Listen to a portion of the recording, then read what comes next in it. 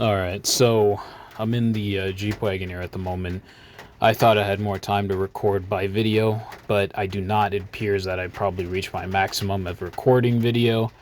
So instead, I'm just gonna do the audio and just upload the audio, I guess, over the video that I uploaded a little while ago. And that was thunder. Huh. So yeah, it's raining a lot right now, and it's thundering.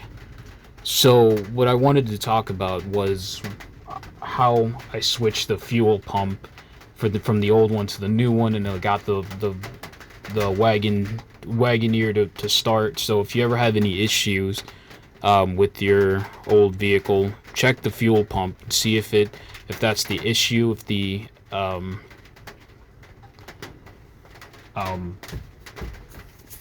if the oil filter is not filtering, or it's not decreasing the oil levels.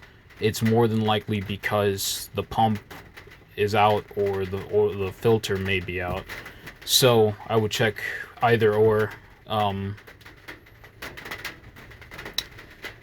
More than likely, it may very well have to do with your fuel pump.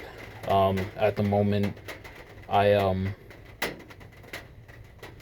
at the moment. So I wanted to talk about how I did it. So I took the fuel line. I took the metal rod out of from the tube, and then from there I unscrewed it from the old one.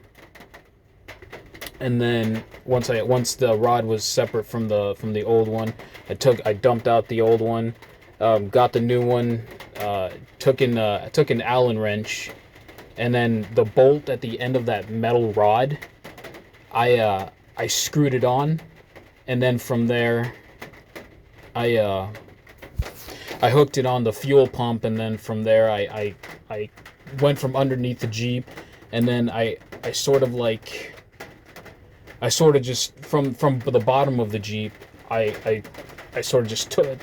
I helped myself, which, I hung it on something, on a little additional cable, jumped back on top of the Wagoneer, and then hoisted it up. And then once I got it got the new fuel pump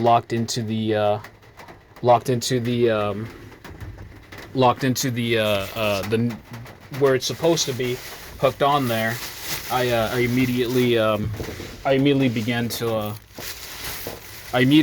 to just start hooking it on there. So then with the fuel pump, what do you call it? The fuel tube. I started to um, I started to I hooked it up to the full fuel rod, and then sorry, I'm doing a lot right now. But from the fuel rod, and then from the fuel rod, I was able to kind of adjust it where I needed to be, because I think at early on the old one had the old one, it had it in a position where I was unable to get access to the fuel tube. So it was kind of like in between the gears, and so it was difficult for me to like start the car without it interfering with the fuel tube. So I ended up having to try to start the. So that was the situation. So with now that I had a lot more space and accessibility to the fuel tube and to the rod, it allowed me enough space to be able to work with it as wood. And so I was able to both tighten it and reposition the fuel tube so that it didn't get in between the gears. So I don't know if anybody would like a video demonstration. I don't mind giving a demonstration. So it's just up to anybody else. If somebody decides to comment they want a demonstration, I don't mind replying back and giving you guys another demonstration. So as of now, like I said before, as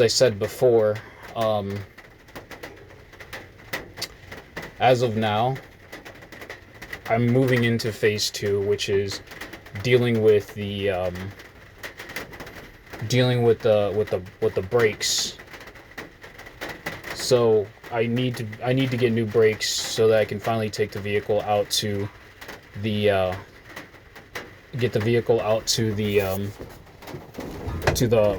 car wash. Get this vehicle washed up. Get this vehicle in printed shape. I need the undercarriage cleaned.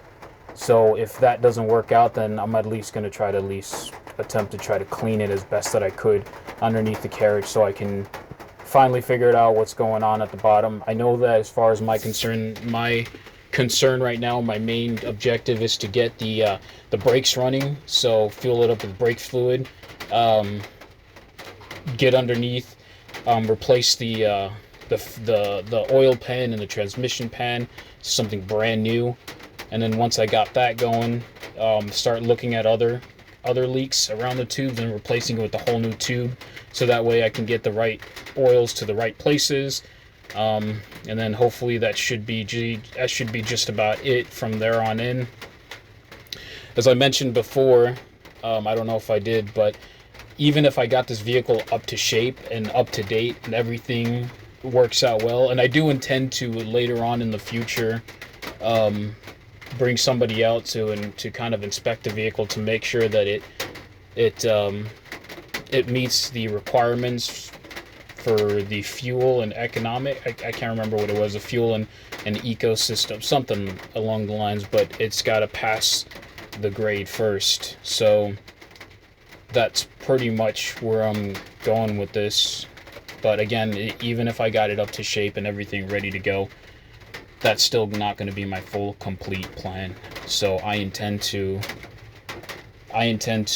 do more work in this vehicle that may very well strip what I'm doing now, but it's fine.